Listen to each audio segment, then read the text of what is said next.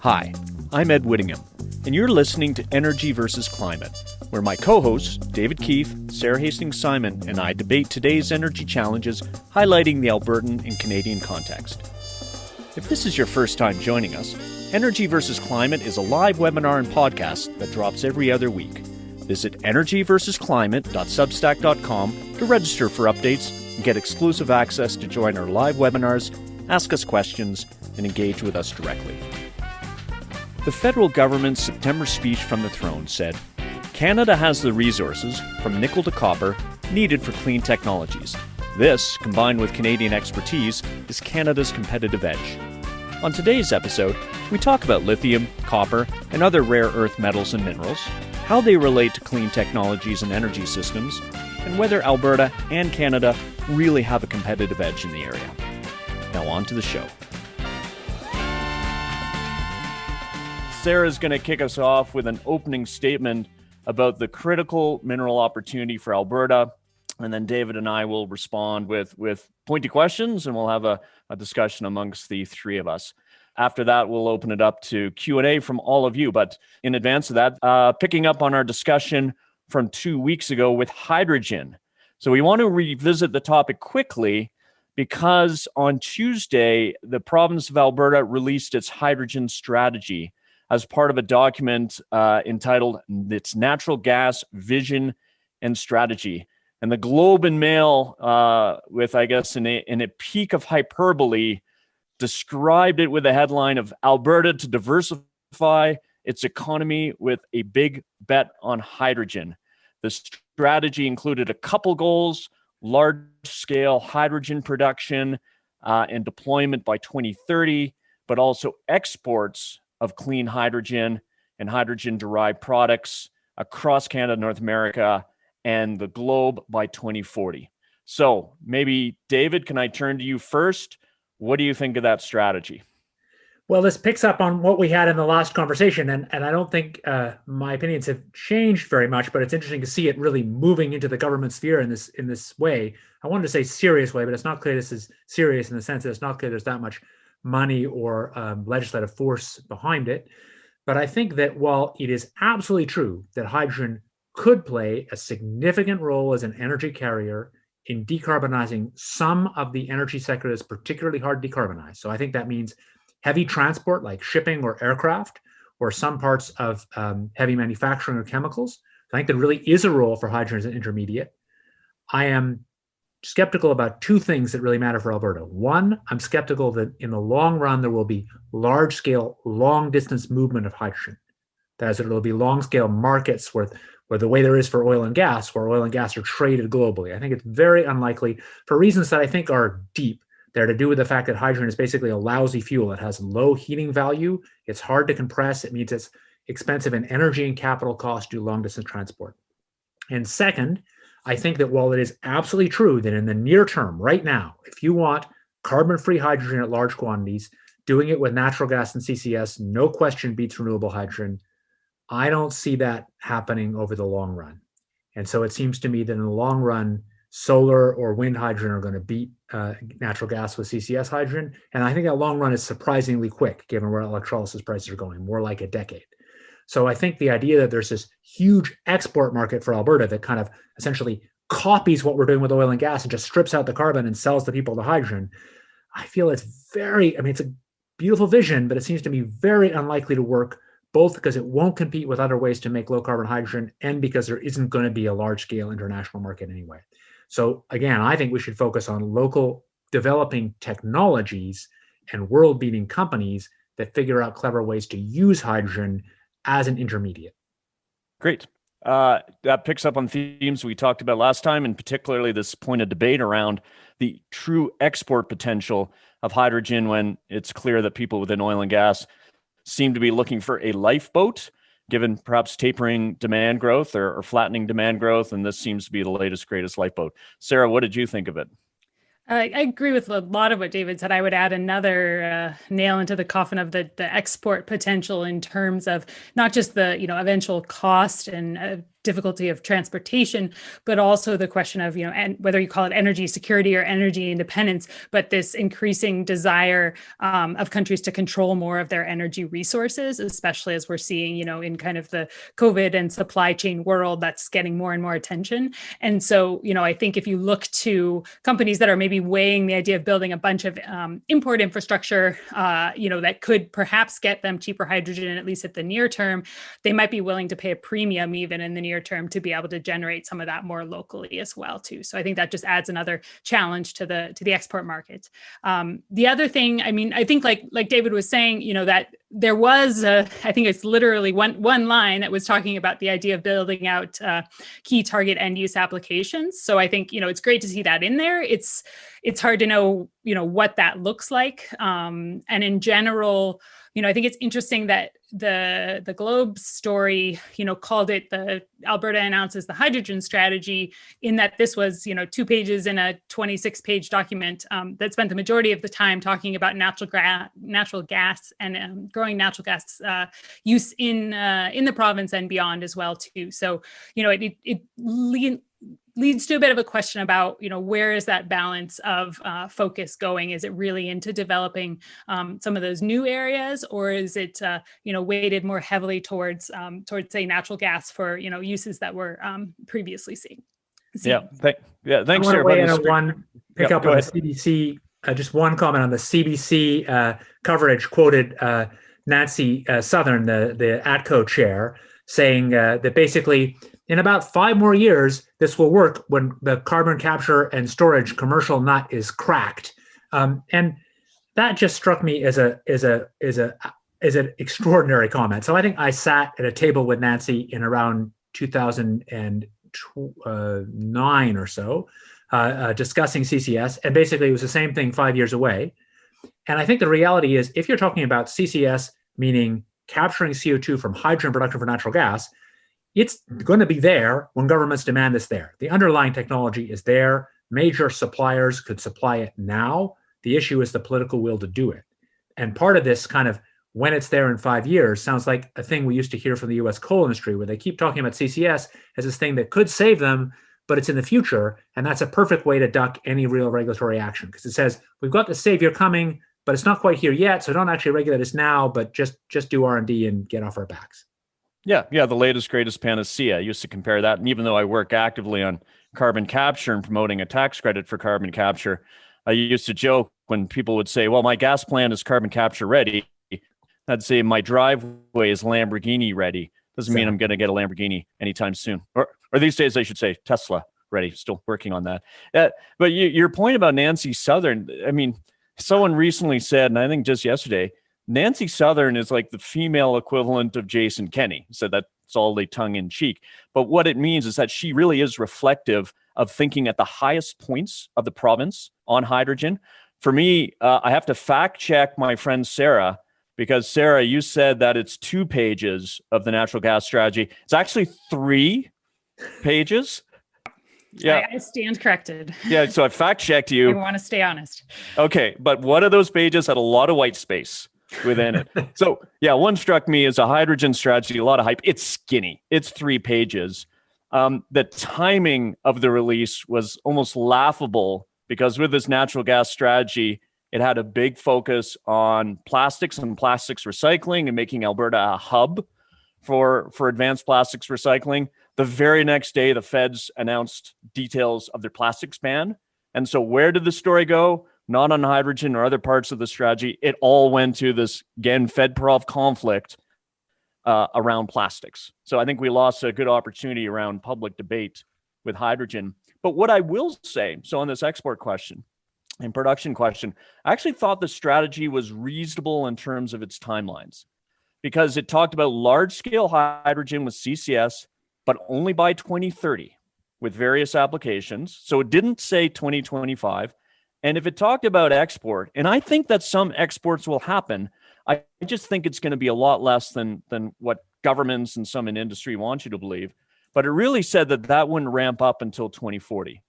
Bottom line for me, I think still all pathways to net zero for Canada pass through hydrogen. But while I thought the government of Alberta's strategy was reasonable on timelines, I'm still worried that all it takes is for a few loud voices to say we need $3 billion to develop a production and pipeline system by 2025, and we fall into the time-honored trap of overpromising and under-delivering on low carbon emissions or low carbon intensity technologies. And that could very well happen with hydrogen again. Okay, David, Sara, have we beaten the hydrogen horse to death now? I think so. I mean, I think we'll be watching it to see what happens and what comes out of this strategy and where the money really gets spent. I know I will be. Sure. Okay. I think the answer is no, we definitely haven't beaten it. It's clear that it has really risen, and it's risen in Canada at a high level in the feds as well. And I think what, I hope our little webinar can do and others is really get a serious debate about the way this might work, the parts of a hydrogen strategy that actually might make sense for Canada, because this is a time where governments might commit quite a lot of money over the next few years, not just Alberta. And we really don't have that many opportunities, and we don't want to blow one. Yeah. And a reminder, we had the episode on hydrogen. If you want to know more about the topic, go check it out, Energy versus Climate, on our Substack site. All right, let's get to today's topic, critical minerals for clean technologies, and specifically the opportunity for Alberta and also Canada. So the first thing we're going to do is we're going to put up our poll. So the poll question: do critical minerals for clean technologies like lithium for EV batteries or vanadium for stationary storage? I have to practice that word. Vanadium. Thank you, vanadium. Well, I told you I was ignorant when it came to this topic. I can't even pronounce some of these minerals. Wait till you run across molybdenum. Oh, gosh. Do they represent a good opportunity for economic diversification for Alberta and therefore justify the environmental impacts that come from mining? And my question is, who put in vanadium into this question when I didn't know it would show up there? All right. So we got the poll answers coming in. We promised that we would begin with Sara. You're going to make an argument for why it's a good opportunity for Alberta, and then David and I are going to respond. So over to you. Yeah, I'm going to be perhaps uncharacteristically optimistic in my outlook on technologies this time, although with a good dose of skepticism around where I see the challenges. But to start off, just to kind of set the stage about we hear all these words bandied about: critical minerals for energy transition. People like to talk about rare earths, lithium, minerals of the energy transition. What is that? So it comes from this concept that the low carbon energy system is one that is material intensive. So that is, everything from the trace elements like the rare earths that go into the magnets for motors to steel and aluminum that make up the bases and the towers for wind turbines. And then also things, of course, like lithium, nickel, copper that go into electric vehicles in terms of the batteries as well as the motors themselves. And so there's a lot of materials that are needed, as we move to a system that is lower in carbon. It's not necessarily lower in materials. There's different definitions or different elements that go into this question of what makes these materials critical.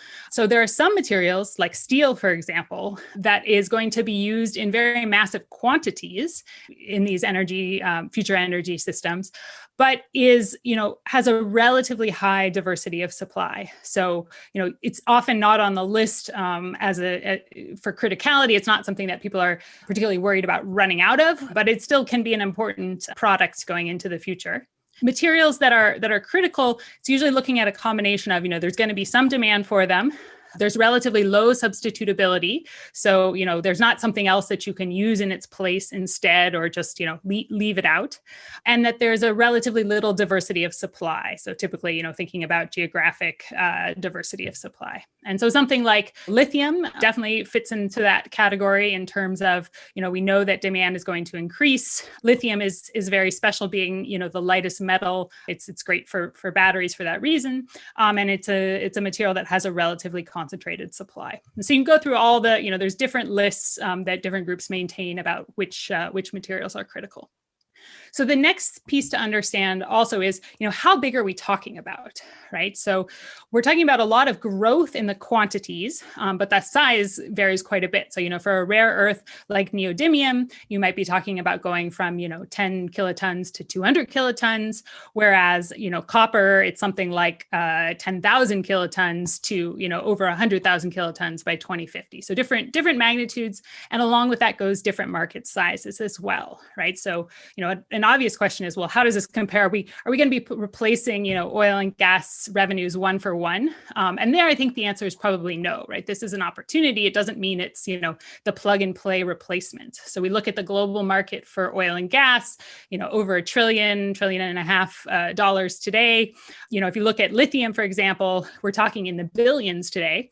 There is, expected to be quite a bit of growth going up to the, hundreds of billions and looking out to 2050. Similar, something like copper, 150 billion today, close to 750 by 2050. So that, gives you some sense of the size that we're talking about. And so the opportunity that I think does really exist for Alberta and Canada is to become, a producer, but also a processor and even an integrated manufacturer across the country. For example, and so let's take lithium as an example. Being able to, extract the lithium, turn it into the concentrate, do the processing, the next step in the battery production to producing, really battery-ready chemicals, and then all the way down the chain through the battery cell manufacturing, and then ultimately into the EV manufacturing, which we do see, Ontario, for example, with a recent announcement around Ford stepping up their EV manufacturing there. I think there's a real potential there. We're probably lagging a little bit behind in the demand side in terms of seeing that push-pull dynamic of the pull for local demand for EVs really driving that. But I think that we have those skills, right? We clearly have the extractive skills, we clearly have the chemical and processing skills, and then looking across the country, the manufacturing skills. And so why I think that Alberta has a reason or has an opportunity to compete with the rest of the world on this is that, we do have some of these resources. If you look at Alberta in particular, lithium, definitely a big one in the brines. Vanadium is one that's also getting more attention. If you start to zoom out and look across Canada as a whole, there are a number of different, resources that are on those critical lists. And I think we can actually, if we get our act together, offer a secure source of supply with high environmental and social and governance standards for countries and companies around the world. And you see a little bit of this starting, to come together. I mean, there's I say starting, there's definitely companies and entrepreneurs that have been working in this space for some time, but it's starting to get a bit more attention with the convening of the minerals panel, for example, in Alberta. Saskatchewan actually has gone ahead and announced that they are going to be building a rare earths processing facility. You also see, some collaboration between the U.S. and Canada around, joint minerals development. So there's a real credible path to, creating that future demand. And the U.S. is also increasingly becoming concerned around sources of supply. And so the question is, how do you really get going then on making sure that you're building up all the elements of that value chain that you need, that you're doing so in a way that is really structuring the industry to benefit Albertans, and both in terms of the value of the resource. So I think we'll talk a little bit about that, what it means about the risk of really staying in those commodity markets that we're in. Is there a way to think more downstream to make that a little bit of a better opportunity in the long run? Then, also, what does it mean for, the environmental impacts, right? That was with the polls in terms of, what does it mean? How are we going to have to see resource extractive companies working with Angos, maybe in a new and different way to move forward on this opportunity? And then I also think, as much as I am optimistic about the opportunity, as I did say, that the size, I think we need to be reasonable about how large that is. And I think we also need to be very careful thinking about, both the general commodity price risk and the fact that, these are markets that are going to be growing quite a bit. And so, how is the supply and demand balance going to grow over the next couple of decades? as well as the technology risk that's inherent in there. So the potential that you, shift to a different technology or away from a given resource. It's a really live conversation, for example, with cobalt, where there's, anytime I think there's a lot of motivation to get out of a certain mineral for some reason, there's a lot of engineering work to move towards that. So, certainly thinking very carefully before we put all of our eggs into, one mineral basket, because you might see, everything from, on the one hand, different battery chemistries, and then, even going to kind of the electric motor side, there's interesting work going on around new types of motors. So motors that don't require permanent magnets. So they would basically not use rare earths at all. It was actually Amazon's fund, I believe, that made an investment into one of the companies that are working on these so-called switched reluctance motors. And so they use basically some very careful current control to generate the magnetic field. And so I think, in some ways, we're only at the beginning of this kind of electrify everything pathway. And so, that's great in terms of, we're not necessarily trying to play catch up in the way that, Alberta would be if we wanted to become solar panel manufacturers or something. But it also means that there's some risk there about, knowing which pathway is going to be one that is profitable from a resource perspective in the long run. So maybe I'll leave it there as the introduction and the, optimistic tinged with a sense of caution about where Alberta might play in this.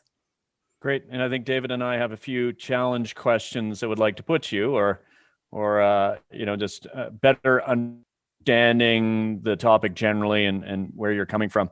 Two things before. One, the poll results show that essentially half our audience thinks that, yes, critical minerals for clean technologies represents a good opportunity for economic diversification for Alberta. 10% roughly say no, and I don't feel so alone here because you got 40% of people saying, I don't know. Just so people know, we're going to come back to this question in a few minutes, and you'll get to weigh in, and let's see if we filled the knowledge gaps or you've developed or changed your opinion. All right, David, why don't you respond first? So first of all, it was really terrific for one of us, in this case, Sara, to be positive about something, because I feel like we've been the Debbie Downers so far in this podcast on every technology. And actually, I'm not as negative as I thought I might be. So I guess I see two big forces. One is Canada really is globally a major power in mining, not a superpower, but Canada, certainly punches above its weight in the mining industry, both within Canada and abroad, in terms of money, business power, and underlying technical expertise. And there really will be some increase, I believe, that is driven by this clean tech boom in some of these critical minerals. I think that's real, although I agree with Sara that there's a lot of technological substitution that can happen, so we shouldn't be overconfident. And then finally, when I think about Alberta, it's easy to think that what Alberta has is oil and gas expertise. But what is oil and gas expertise? To me, that really means a huge amount of blue-collar, very skilled workforce. It means big engineering firms and engineering procurement management, EPC firms, that are able to execute big projects. And it means lots of people with the expertise to put together big, resource-heavy, operationally difficult billion-dollar class projects building something. That's the kind of core expertise Alberta has.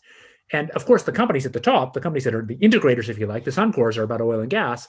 But I think transitioning some of that underlying Alberta expertise to do mining is, in some sense, looks kind of easy. That is, it's much more plausible that you could put together the underlying human and institutional skill sets that we have in Alberta to go and really do a great job on some new mining activity than the idea that everybody's just going to get an IT job or be, building video games, where, I think that it's much more challenging to see transitioning some of the oil and gas people into that world. So I do take seriously Alberta has some of the right underlying skills, Canada has the mining, and that there really might be a market. I think some of my cautions on the market come from the long-term cautions about resource prices that come from the Simon Ehrlich bet, but I'll come back to that later if you let me. Sure. Yeah, we'll definitely let you, and not just because it was your birthday yesterday, David. So I'd like to build on a couple points. So I too think that Alberta, it certainly has what it takes. Like, we do have the right people. We have no shortage of engineers. And engineers, as we know, are very adaptable. And I think more importantly, we've got the ecosystem that we need of finance. You have a securities commission. And if you want to kickstart a new sector or ramp up an existing sector, you really need that. And I think whether you're doing an oil and gas deal, or whether you're doing a solar deal, or whether you're doing a mining deal, we've got the financial types that are based in, frankly, Calgary, who know how to do billion-dollar deals. So there's nothing, I think, in terms of technical know-how or engineering capability or financial capability to prevent it.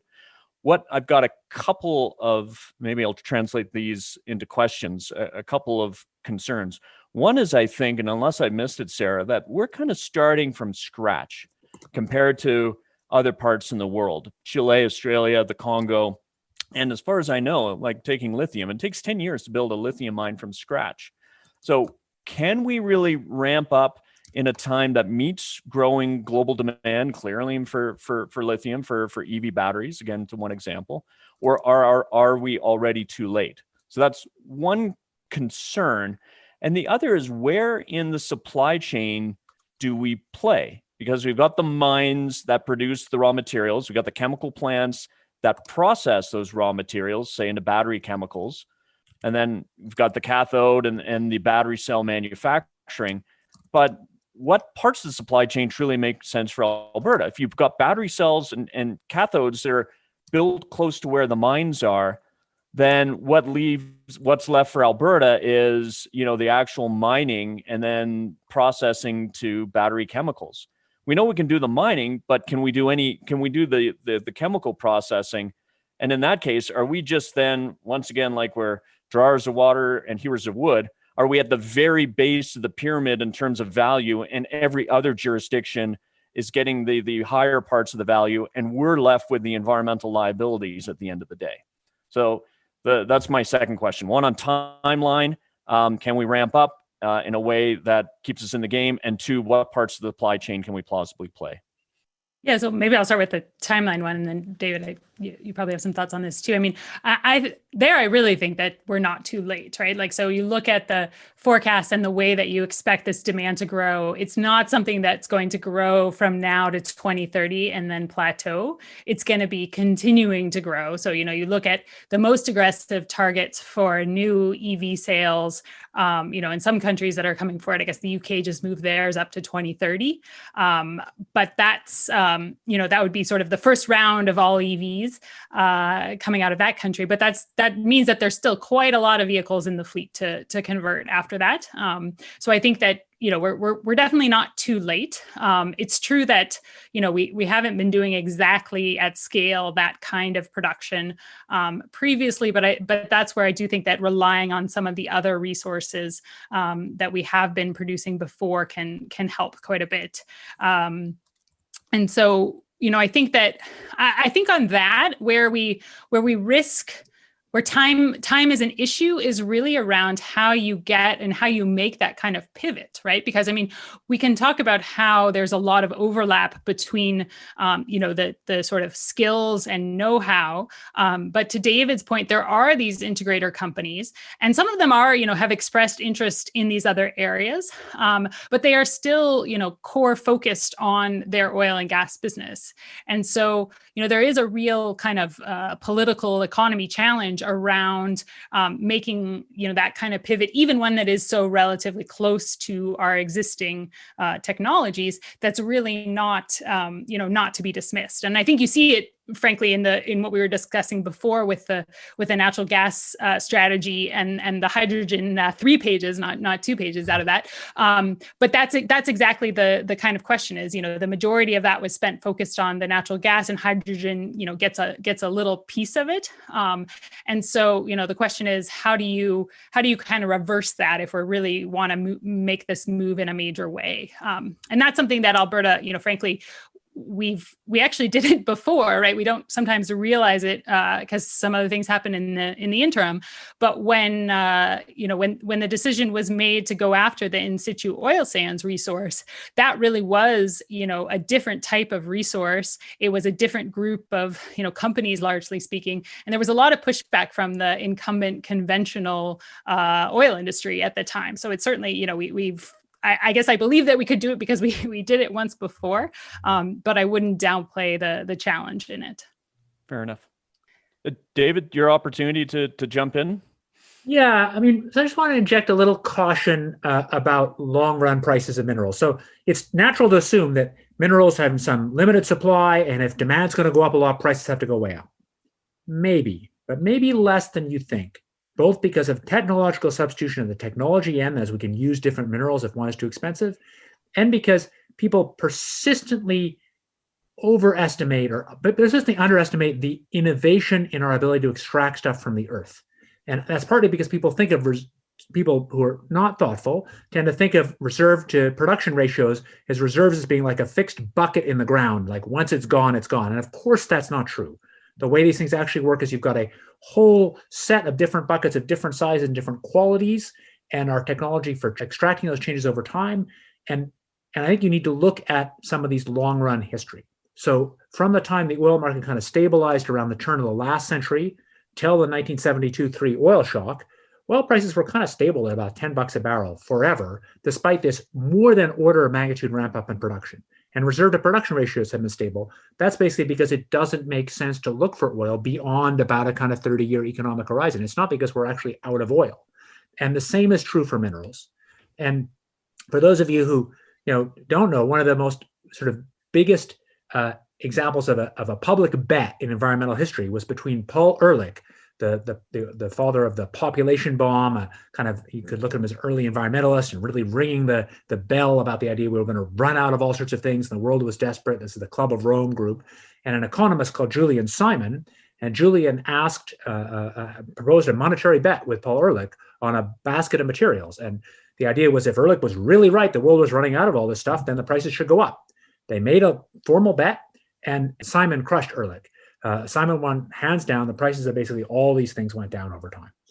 And I think there's every reason to think that there are long-term forces that make that happen. So even though I do think there will be a bigger market, and I think there's some opportunity, be cautious about simple projections that use fixed prices of supply and fixed assumptions and produce very high price numbers. Yeah, and I remember reading Matt Simmons' Twilight in the Desert around 03 or 04 and peak oil and thinking that we're going to run out of oil, prices are going to go up. And then oil did go to, it was $147 a barrel.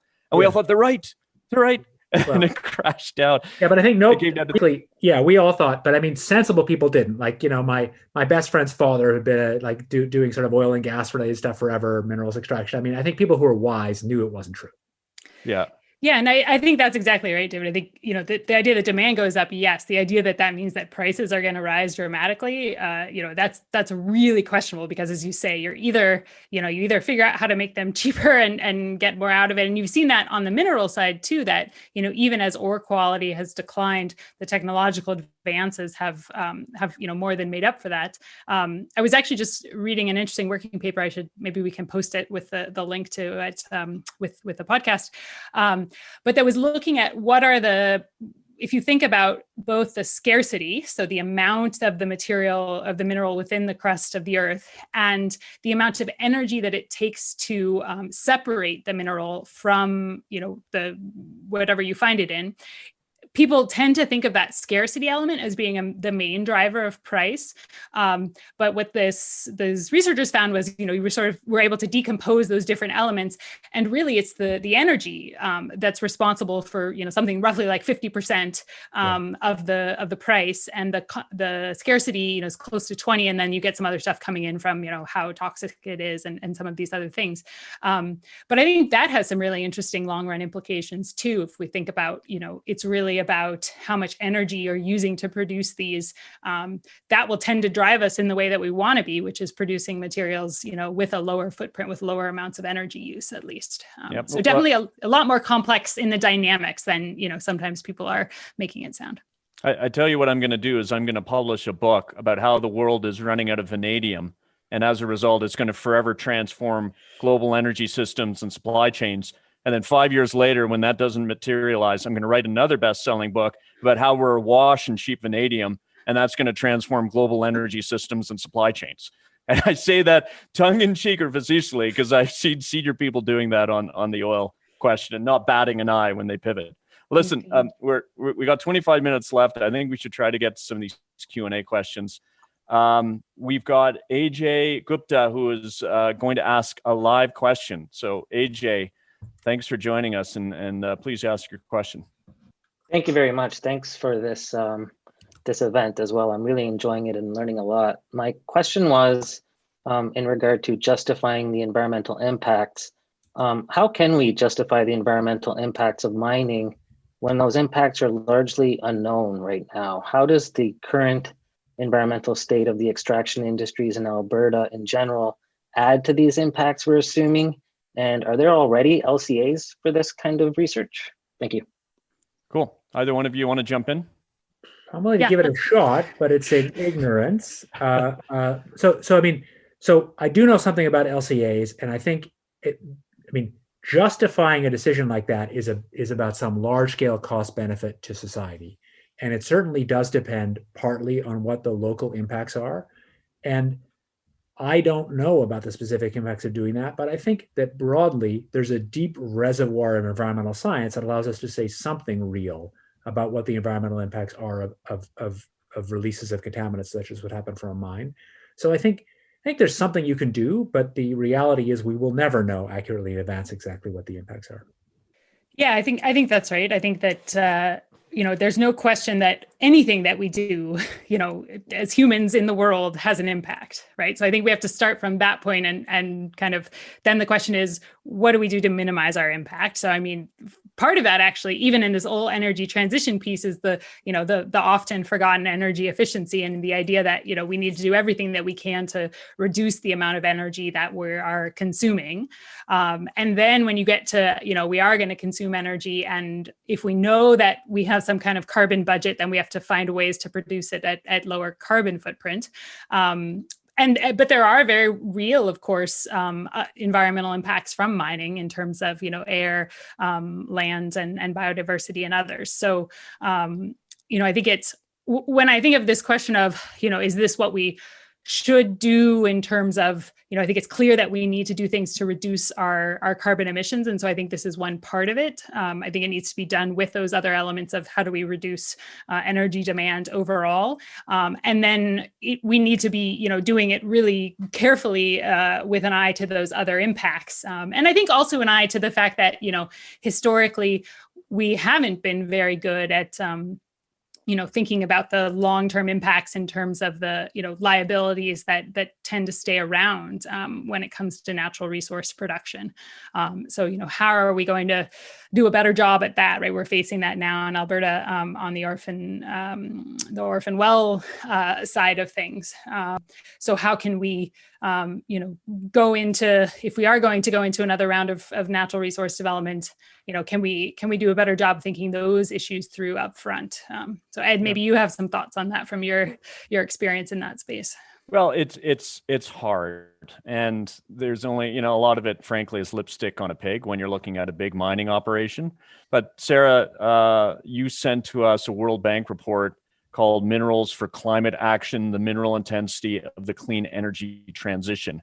And it seemed to me it was trying to unpack that concern that was raised most recently, or most notably, and we did a podcast on this, on Jeff Gibbs and Michael Moore's polemic on Planet of the Humans, because they went after renewables, and one of the things they went after them for was the environmental intensity of rare earth minerals. So I must admit, I opened up this report, and to the question of LCA understanding the impacts versus understanding the solutions, that report was 98% a problem statement, and then 2% when you look at what can we do. It had like 2 pages on renewables opportunities in mining and 2 pages on recycling.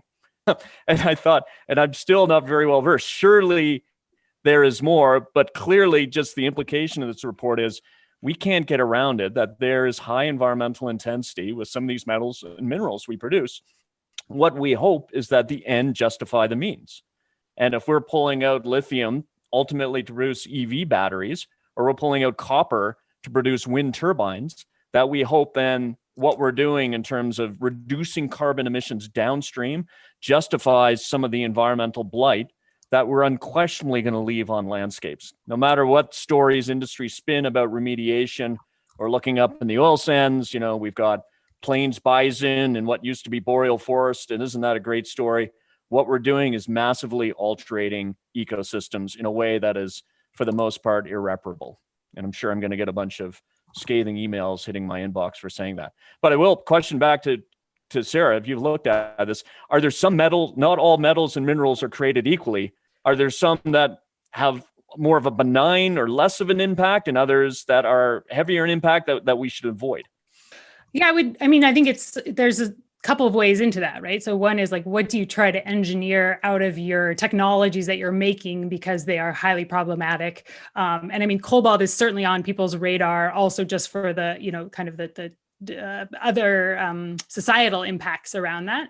So that would be an example of, one way around that question. The other is, how do you really come up with new ways of extracting these materials? And that's where, again, I see a really huge opportunity for Alberta to say, well, we can, if we turn our innovation engine towards those questions, in lithium, there's the company E3 Metals, I know that's working on, some innovations around the direct lithium extraction, for example. Those to me are really exciting questions then about how you really reduce the footprint of the production of these materials that then translates downstream. I do still want to, of course, point out that, this is an important question as we think about what is the environmental impact of these things. What the LCAs show is that there's no question that, even today with the way that we produce all of this, that, a wind turbine or a solar panel or an electric car over its lifetime, is much lower in emissions than the fossil alternative too. So I want to make sure that we keep that in mind as well. That sometimes when people are raising this, it's in good faith to have a discussion about, how we improve things. And sometimes it comes with a bit of a dose of, trying to imply that it's not any better than what we have today, which just simply isn't true if you look at the numbers. And that's something that people have spent a lot of time calculating and looking at quite closely. Okay, great. Well, we've got another live questioner. Dobromir, over to you. You have a question on lithium demand and batteries. Hi, everybody. I would like to thank very much everybody for their speeches. It's really enjoyable to listen in and learn a lot from you guys. I have a question on lithium demand, as there's various sources reporting sort of mixed messages on the lithium supply and society as a whole running out of lithium supply. So my question is mostly in and around the technology innovation and improvements. So as published in numerous journals, to name a few, Nature, for example, recently they published about the lithium sulfur batteries improvements and the energy density going almost 5 times multiple of what would be a lithium ion batteries that they are used today. And Mr. Jeff Bond published a paper on lithium metal batteries, reaching 1,200 watts per kilogram. So I was hoping if you could maybe comment on the optimization and improvement of the lithium batteries going from 300 or 200 that's right now today all the way to 2,400 for the lithium sulfur, which is the theoretical limit. Would you still see as society going towards running out of the lithium, or do you see that technology innovation can have a significant impact on slowing it down or even maybe never reaching that? Thank you. Yep. Sara? Yeah, I mean, that's the one where I think this idea that we're really going to run out of a critical material is, very unlikely to happen, right? Because one of two things will happen. Either you substitute it away because you're getting so close to the edge that it becomes quite expensive, or I think as you're pointing out in this example, it gets you get more efficient at doing more of whatever it is you want to do, storing energy, for example, with much less lithium. And so that's I think it's not something we see over and over again as well too, right? So I think there was an interesting stat I saw the other day about the use of silver within the solar panel industry, which has actually remained, the amount of silver that the industry uses as a whole has remained relatively flat over a period in which the production of solar panels has gone dramatically up. And so yeah, I think that we are often, and that's, I guess, a criticism that I would have of some of the models that are estimating future demand, is that they don't do enough enough of taking into account this improvements in technology, which doesn't necessarily mean that the ultimate demand will be a lot lower, because of course, the more you improve them, the cheaper they get, and then the more of them you can use too. So, there's a lot of dynamics behind these very simple graphs that people will show and say, I can tell you in 2050, lithium demand is going to be that amount. I think there we need to be very cautious, and we need to make sure that we're, working towards a sort of strategy for the province as a whole that is robust to, changes that we don't see coming. Yeah, I was going to jump in with a sort of obvious Jevons comment. If you really had lithium sulfur batteries that were, 2,000 kilowatt hours, then that would probably drive demand for lithium up, not down. I think the big question is how long lithium ions will be so dominant in batteries. Is this really a long-term lock-in or not? So I was, for example, very persuaded, and I knew Jay Whittaker, who founded Aquion. He's one of the people of all the people I brought into the Bill Gates meetings that I ran, he was one of the most really impressive guy. And yet Aquion really hasn't made it because lithium batteries just kept grinding along. And Jay, who is one of the top people in the battery world, is very articulate about why that's happened. And I think the question is, does it keep happening or does it branch? How stable is it? Will there really be different chemistries, or is there kind of a lock-in? And the obvious analogies to solar, where there was all this talk of different solar cells. And yet I think there's a good chance that silicon solar cells just keep grinding down the learning curve, and we end up with just better and better silicon. We never really branch to anything else. I think that's actually a likely outcome for solar. For batteries, really hard to tell. I think there's still a lot of ideas for new chemistry. And I think there are things that I just think lithium batteries don't do, which are the really long-term seasonal scale storage demand. I just don't see them doing that. And I think there will be some other chemistry that does that. And so the question is, what chemistry or what does it use? Gotcha. So I'd like to go to a question that we have, and Marianne Kenny asked, and clearly we haven't convinced everyone yet on Alberta having a competitive edge in critical minerals, because she asked, how does Alberta supply critical minerals for clean technology and ability to extract them compared to the supply and ability to extract of other jurisdictions? And this gets to an earlier point. Maybe we can, Sara, simply restate your argument. You look at, say, the Congo, and frankly, look at many places, or the Congo or Chile, or there is just a piece in the Globe of the CEO of Sherritt, a Canadian company, talking about all the business that Sherritt is doing in Cuba, and not talking about the business that they're doing here in Alberta. And clearly labor and the low cost of labor, or frankly, some of the lower, less stringent environmental regulations, in those cases are competitive advantages and leading to a bunch of, I forgot to give a shout out, a bunch of Canadian junior mining companies whose sins are well documented in this book from a number of years ago, to go to places. So come back, convince us again. How can we win that competition when they're just such cheaper and more lax places to operate? I think we win it by standing on that reputation, and not just reputation, but actually delivering on it. So I do, for all our discussion previously about how, there isn't really anybody who's going to pay for more socially responsible or lower carbon oil. I do think that there are companies out there that will pay for, ESG, high ESG standards in minerals. And the reason that I think that is that you've seen that happen with renewable energy. And that's just spreading, right? So this is this practice, this corporate procurement, where corporations are directly working with developers of renewable energy to sign contracts and build wind and solar for their use.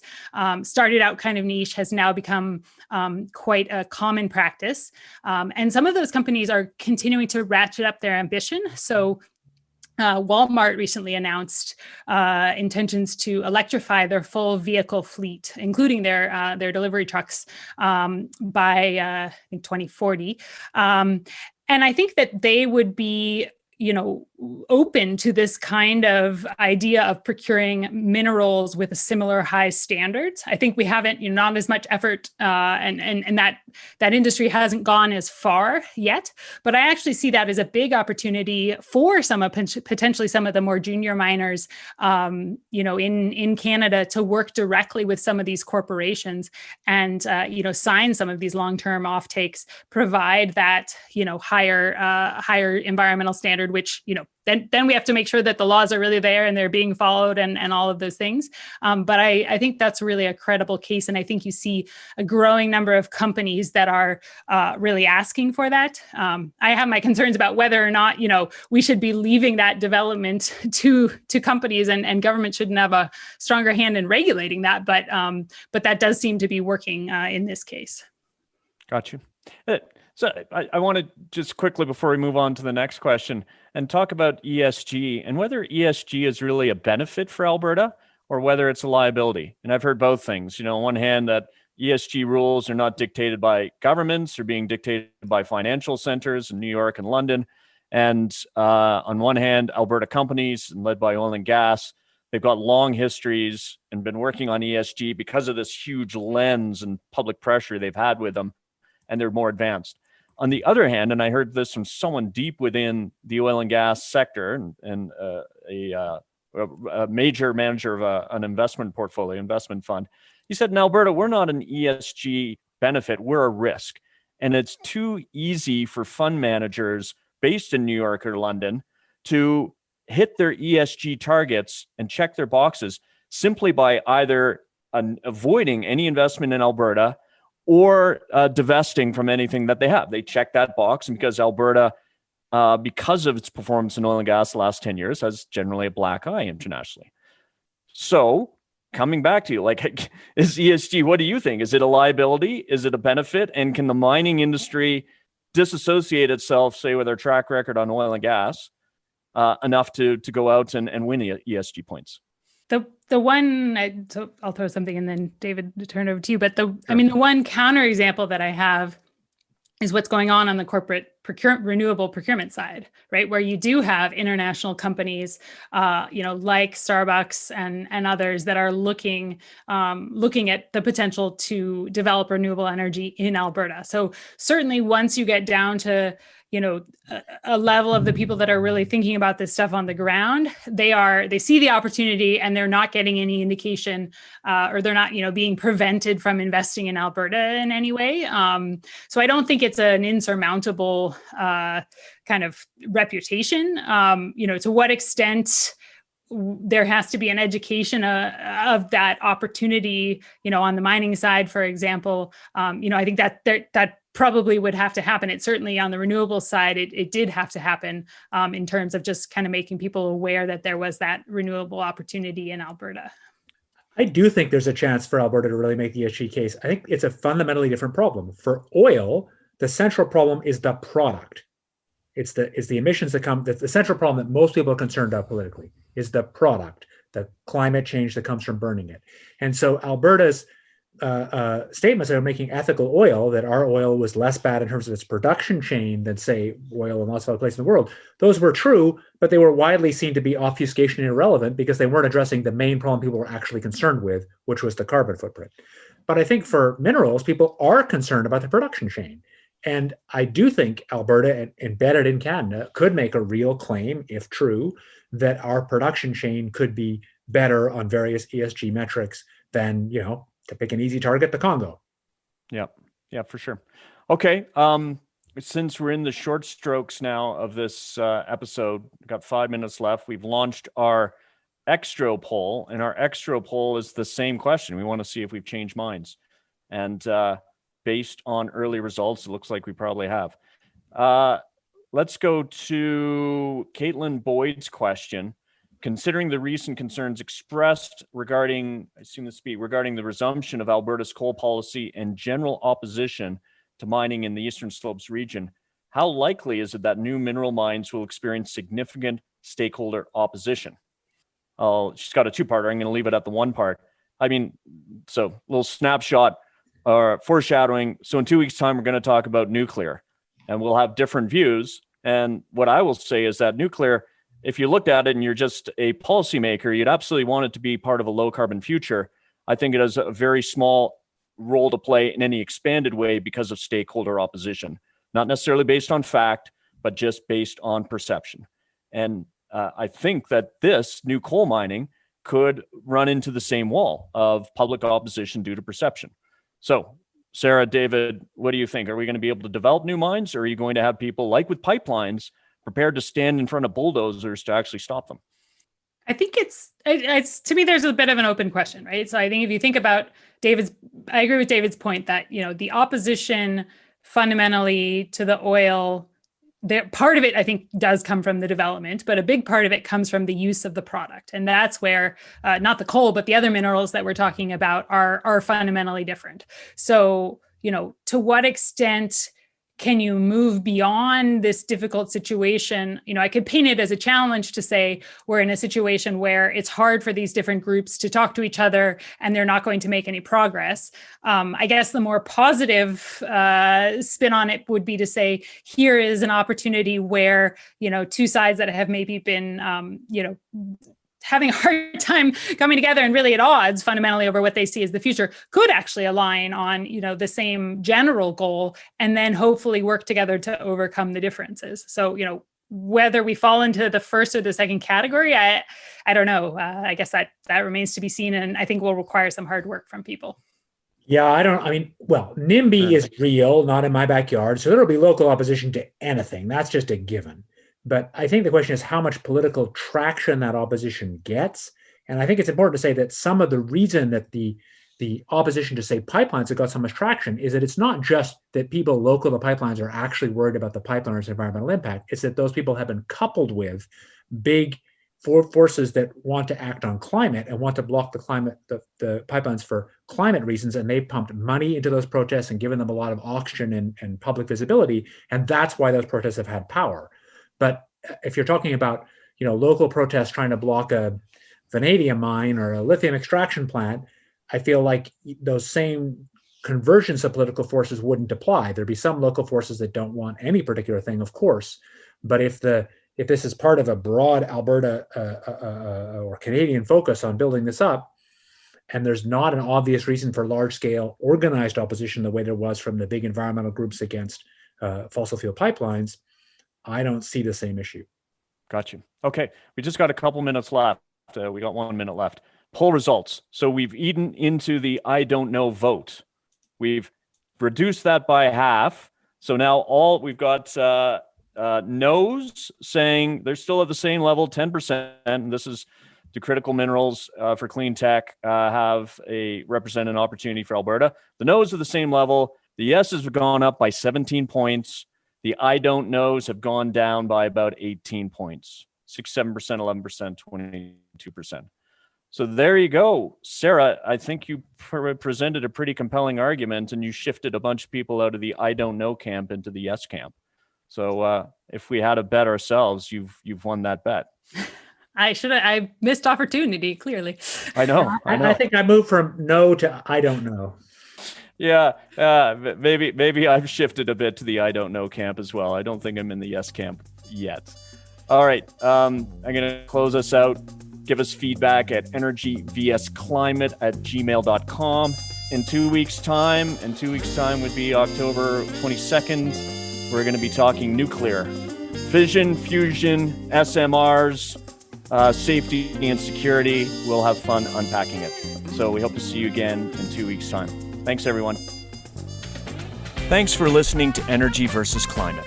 The show is created by David Keith, Sara Hastings-Simon, and me, Ed Whittingham, and produced by Eva Wojnicescu. Mika McFarlane provides webinar support. Our title and show music is The Wind-Up by Brian Lips.